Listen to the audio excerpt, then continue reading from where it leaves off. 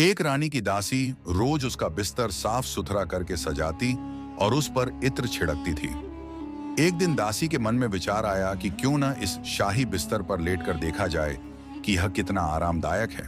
वह बहुत थकी हुई थी और कमरे की ठंडी हवा उसे सुलाने लगी। जैसे ही वह बिस्तर पर लेटी, तुरंत गहरी नींद में चली गई। कुछ ही देर में रानी वहां आ गई।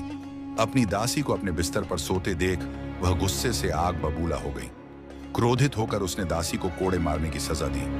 दासी दर्द से चीखने लगी और बार बार माफी मांगने लगी, लेकिन रानी का दिल नहीं पसीजा। थोड़ी देर बाद अचानक दासी ने रोना बंद कर दिया और जोर जोर से हंसने लगी। यह देखकर रानी और भी हैरान हो गई। गुस्से में उसने पूछा, तू हंस क्यों रही है? दासी मुस्कुराकर बोली, मैं तो इस बिस्तर पर कुछ ही देर के लिए सोई और मुझे इतनी सख्त सजा मिली, लेकिन आप तो हर दिन इसी बिस्तर पर सोती हैं। ऊपर वाला तो आपको हजारों कोड़े मारेगा।